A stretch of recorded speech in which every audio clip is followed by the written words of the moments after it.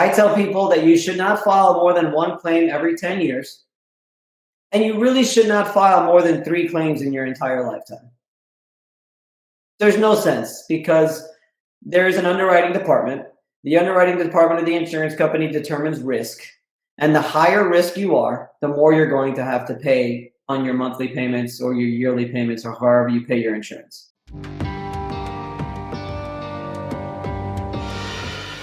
Vince, thank you for joining us. Guys, we have Vince Perri today with Commercial Claims Advocate. Vince will walk us through commercial policy adjusting processes related to insurance claims.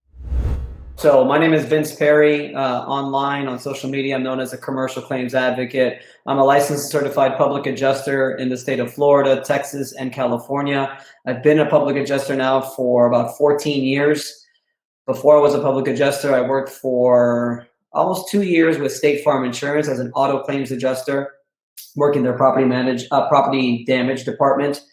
And that's pretty much it. I mean, I've again, 14 years of experience. I've been through several hurricanes, several hailstorms, several windstorms, and just also you're just doing normal day-to-day water damage claims. And I deal with anything from homeowners claims to commercial building claims to association claims. What are the occasions that consumers would need services of someone like you? Public adjuster is usually going to be used mainly majority in homeowners claims, commercial building claims or associations, and also boat claims too. I know some public adjusters that have been trying to get into boats too, because again, now you're talking much larger values of an insurance claim because we are paid contingency. We are paid on a percentage on the insurance claim. So I guess depending on the size of the loss is when you're going to hire a public adjuster. Frankly, I obviously believe, and I am biased to this, but I obviously believe that a public adjuster should be hired on every homeowner's or any kind of property damage claim that occurs outside of auto. And the reason being is that you have to understand that the insurance policy that is given to a policyholder is a signed contract that you have with the insurance company.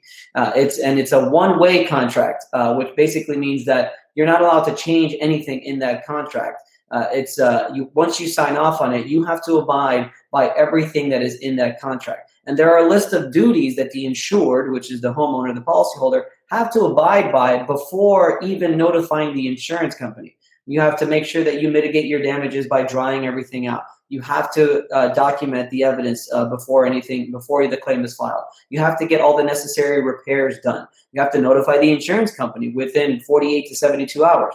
These are things that a lot of policyholders, although they have agreed to all of these conditions in a policy contract, they don't know that they have to do that. So I always recommend that it's best to call a public adjuster first because we know how the policy reads. We know all the duties that you have to comply with before filing the claim. And if you're able to do all of these duties before the claim is actually filed or at the time that the claim is filed, you're going to have a much better and faster resolution on your claim. Because the last thing you want is to have a claim and then that claim get denied because you didn't abide by one of those duties on the contract. So that's why it's a good reason to get a public adjuster out there. On top of that is obviously we know how to negotiate your claim. We estimate your claim. And 99% of the time, I would say we get a much larger value on your insurance claim than if you were to go about it by yourself. If consumer hires a public adjuster, signs a contract with you, what are your responsibilities as a public adjuster on that contract? What services would you actually provide to a consumer under that contract? I think it's a lot more than people think. Most of the time, people are always just like, well, why don't I just let the insurance company handle it? You know, what we're doing is we're going to walk in there, we're going to review your policy. We're going to make sure that there's even coverage. You have to understand, we're just like the insurance company. We're out there to document, estimate, document the damage, estimate how much it's going to cost, and we're also there to determine whether the damage is covered or not. If it's a covered peril is what we call it. So we're going to review your policy, checkbox, okay, this is covered. Whether they decide to deny it or not, we know, okay, this is a covered peril and it should be paid for. We're going to document. We're going to take photo evidence. We're going to look at everything. We're going to ask you, did you call a plumber? Okay, you did. Let's get that invoice. Let's put that away in the file. Okay, you didn't call a plumber. Okay, let's get a local plumber. Usually, again, public adjusters are in the industry. We probably know a local plumber that can go out there, do the repair, or a roofer, do the repair. Have you mitigated your damages, which means did you stop it from getting worse? Are the cabinets starting to swell now because they're wet? What could happen as a result of wet being there for too long? Mold. So we need to call a company out to do a proper dry out. You've got that leak going on in your roof. What are you going to do to stop it? We need to get a tarp up there. All these things, a good public adjuster is going to already have the connections to get these people out there to get it all done. That's before the claim is even filed. Then we file the claim for you on your behalf. We send them all that documentation. We go out to any and all inspections. We also do an estimate on what it's going to cost to do the repairs. I forgot to mention that. And we negotiate our estimate, insurance company's estimate, to try to get you top dollar. And then the last thing is, we follow up on a weekly basis. Our system that we have on our company is we do follow up every 7 days. We're aware of all the different statutes. Most people don't know that when you reach out to the insurance company, in most states, there is a certain amount of days that they are required by law to respond to your communication. In Florida, it's 14 days. If they do not, you can notify the state. You could file a bad faith complaint against them. People don't know that. And then the last thing I would say is we document everything. We document every single conversation that we have with the insurance company. We keep track of everything. We basically prepare our file for the worst case scenario, where if it happens to end up in a court of law, we've got everything documented to make sure that you're going to have a good result in your insurance claim. It's a lot. It's a lot more than people think, I think. You mentioned that you charge percentage of the result. What is your charge? Anywhere between 10 and 20%. Depending on the state, there's different limits, and also depending on if there is a state of emergency, like a hurricane. In some states, you're limited to a certain amount that you can charge. But it usually varies between 10 and 20%. You've mentioned in the beginning that you're licensed in 3 states. Our consumers live all across the United States. Where would the consumer in New York go to find the right public adjuster? Are there websites that give out information regarding different states where the good public adjusters are? Yeah, I mean, your best bet, honestly, is to just go online, go on Google, look for some Google reviews, see who you could find in your area. Obviously, look at the reviews. They're very important. You can go on Facebook. I think asking friends is also a good way. A lot of my claims come just from referral base anyway. They'll come from past clients who we did a good job for. So that would be the best way to do it. I think is just local friends, local online research, and then if you bring anybody in, if you suffer a loss and you bring somebody in to dry everything out, or you bring a repairman to do something, you could ask them if they know somebody as well. Do you have statistics or estimates how much higher the settlement can a public adjuster get, or you have done in the past, as compared if consumer would have done it alone? Studies show 750% more. Insurance is a regulated industry by the government. Insurance fraud is a criminal offense. Does insurance fraud actually occur? What's your experience? So you have to understand, as a public adjuster, I'm representing the policyholder. Okay, to give you just a quick breakdown of the kinds of adjusters that there are. There are company adjusters and independent adjusters. There's our licenses, 2 different kinds of adjusters, but they both represent the insurance company. I'm a public adjuster. I represent the policyholder. I'm hired by the policyholder. I'm hired by you, the homeowner, the business owner, to represent them throughout the insurance claims process. So I find it very interesting, I find it very interesting that when anybody ever says the term insurance fraud, it's automatically, everybody's brain is already fixed towards, well, that's a consumer that's committing the fraud. That's the homeowner that's committing the fraud. That's the policyholder that's committing the fraud. Well, frankly, it's unfortunate, but I do run into several different occasions where it's actually the insurance company that is also committing the fraud on an insurance claim. So when you tell me insurance fraud, that's sort of the first thing that actually pops into my head, where, wait a minute, let me clarify that insurance fraud doesn't just only mean the actual consumer that is committing the fraud, but it could also mean the insurance company committing fraud as well. Do you have any examples of insurance fraud that has occurred within the companies? So there was a big issue. So I'm part of several organizations that fight against that. One is the APA, the American Policyholder Association, and another one is the AAA, which is the American Adjusters Association. And that's really what the main thing is, to watch out for that.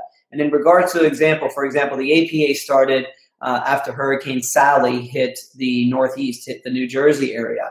And what was happening was insurance companies were actually fraudulently changing engineering reports so that it could better suit the policy language, and they would deny the claim. So for example, and this story was all over 60 Minutes, by the way, which is actually when I first heard about it. So in New Jersey, they had a really bad storm, Hurricane Sally come through. And what happened along the shore, a lot of these properties, they were blown off of their foundation, or the foundation was cracked, which means what? Total loss. You have to tear it down, you have to build it back up again. They would send the engineers to take a look at these things. And besides the fact that we have an epidemic, when an engineer is sent out to an insurance claim, they're already sort of sent out there on a mission to find a way to not really pay the claim, unfortunately. But on these, they went a step further here, and they were actually changing the reports to basically say that, yes, there is damage here that we found. Yes, this is no longer on its foundation. Yes, there is damage to the foundation. However, that is a pre-existing issue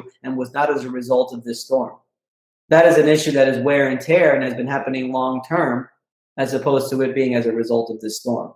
And they were interviewed engineers on 60 Minutes, and the engineers were looking at these reports and saying, "Yeah, I didn't say that. That's not what when I went out there, I knew this was as a result of this storm. I just pointed out the damage. What the insurance company did after I submitted that report, I have no idea." Were the insurance companies were they brought to justice? Yes, they were. There was a lot of lawsuits. I mean, I can't remember his firm, but an attorney, big time attorney out in New Orleans area, John Hoodelang, he was very involved in some of those. But there was some big ones. Yeah, it was a lot of lawsuits. Do attorneys bring you on during the possible claims, or mostly consumers hire you? Consumers are the ones that hire us first and foremost. Usually, we have a lot of relationships with attorneys, and in conversation, if we need an attorney because they get past our line of defense, or there's just a reason why we can't get the claim done, which does happen, we will speak to the insured, and the insured policyholder will find an attorney on their behalf. Most of the insurance contracts are standardized. However, they differ from one to another. What can or should consumers consider when choosing a home policy? What is important to have? What is not important to have on the policy? And what would be the red flags that you can think of to recommend to consumers to review before they sign off on a contract? Yeah, that's a good question. I think the first thing would be to, honestly, I tell people all the time, is to call a public adjuster if you know one, to go ahead and do a quick review of it, because we know some of the things that we don't want on there if we walk into a house and there's a claim. One of the things is you want to make sure you have a low deductible. I think it's very important that you have a low deductible. Another one that a lot of people don't think of at all, it is required by law. It's called a coinsurance. It's required by law that you are to have minimum 80% of your property value's worth you have to have in insurance. So for example, if your property is worth $1 million, you need to have at minimum $800,000 in your insurance premium. If you have anything less than that, you will be penalized when an insurance claim happens. So just make sure that you have at least 80%. There's a lot of limitations that we have to deal with. In Florida, one of the big ones is water damage. So water damage is a very prevalent claim. I'd say it's probably 90% of our claims. A lot of insurance companies have put $10,000 max limits on those claims. So even if you have $100,000 in water damage, the policy states they won't pay more than 10. They've also got stuff like that with They've also got stuff like that with hail and with wind and different things throughout the country. But another bad one is called an MRP program, which is the Managed Right to Repair. That means that they will send their own people out to do the work that has been damaged. So that means they're going to go by the insurance company's estimate, and based on that estimate, which again is usually very minimal, they're trying to cut corners here and there. Based on that estimate, they're going to send their own contractors out to do the work on your property, as opposed to you going out, interviewing different contractors, finding the right person, getting the right price that you want, and using your own money to do it. Managed Right to Repair is something you have to be careful of. So be careful with different kinds of limits that aren't your actual premium limits, i.e. water damage limit, hail damage limit, and also be careful with managed right to repair programs. That's pretty prevalent throughout the country. Let's say consumer has a water damage clause in their contract. A water gets out of the bathroom. There is a little bit of water damage. It's a little bit more than the deductible. Does it make sense sometimes not to report it to the insurance company? What is the logic that consumers shall go with? Yeah, another great question. Exactly. If it's not going to be worth it, there's no sense in filing an insurance claim. I tell people that you should not file more than one claim every 10 years. And you really should not file more than 3 claims in your entire lifetime. There's no sense because there's an underwriting department. The underwriting department of the insurance company determines risk. And the higher risk you are, the more you're going to have to pay on your monthly payments or your yearly payments or however you pay your insurance. So there's no sense. And then again, I hate to keep coming back to this. If you're unsure, find a local public adjuster. Hopefully he's a good public adjuster and he will go out to your house. And I do it all the time. I used to tell people I walk out of half of the homes that I walk into without signing the claim. And that's because it's me advising the client that it's just not worth filing a claim here. You might as well just move on. If there's no argument for your entire floor replacement or kitchen cabinet replacement or your complete roof replacement, there's probably no point in you filing a claim. So what is the financial limits that you think consumers should be aligning themselves to? How much damage should consumer estimate before calling for public adjuster? Right. So again, it depends on what's involved. So if you have a kitchen leak and that kitchen, you've got wood flooring and it damages the kitchen cabinets and the wood flooring, and the wood flooring happens to be running continuous throughout your entire home, that's a good claim. You should probably file because you will be entitled to all of the floor in your house. If you've got roof damage as a result of a storm, in Florida, we've got a 25% clause, which means that if 25%, or we'll say 26% or more of the roof is damaged, you're entitled to a new roof. So if you look at the damage and you're just not sure, I don't know what's going on, call a public adjuster, call a roofer, say, hey, look, can I get a new roof here? Because if not, maybe I could just do a repair or just get away with not. If you're not arguing full roof, if you're not arguing full flooring and cabinets and stuff like that, then I would say it's not worth it. It needs to be. It's not so much the significance of the damage, is what's going to be related to the damage when you call a contractor that says, hey, you probably should have filed a claim here because although this seems very small, none of this is going to match. So like we've got a thing here also that's very prevalent is discontinued roof tiles. So if you get wind damage to just a handful of tiles, first of all, if you do the repair, it's not going to look right because if those tiles are discontinued, now you're getting brand new tiles shipped from a completely different country. You're doing the repair. Now every time you drive up to your roof, it's like a sore thumb. Or every time you drive up to your, it's like a sore thumb that's sticking out. And little did you know that although the damage was small and it only cost you $600 to do the repair, you could have gotten a whole new roof and all of it would have looked the same and it could have all been paid for by your insurance company. You got a nut on the other side in the insurance company and he doesn't agree with your estimates. And you have to fight with them tooth and nail to get your adjustment, you have to bargain with them pretty much to make point that your claim is valid. Often, do consumers have to go to court against the insurance company? Do you make recommendations to go to court and fight it? How often does this situation occur? Not often. I would say we do end up in litigation, but litigation doesn't necessarily mean court. So if we've exhausted, luckily in the insurance policy, there are several different what we call alternative dispute resolution methods. So we could go to 3 different ways that we could try to fight it. Even if they're fighting us, we could file different things that they have in the insurance policy. For example, appraisal, mediation, arbitration, different things. If we exhausted all avenues and we can't get anywhere, yes, we can file a lawsuit. But what usually happens, like in most lawsuits, I don't know if you know this, but there's always a settlement, right? So more often than not, there is a settlement, whether that's 6 months down the road or 2 years down the road. There is usually, in 14 years, every single case that I have had that has gone to litigation has ended up settling. So there's that.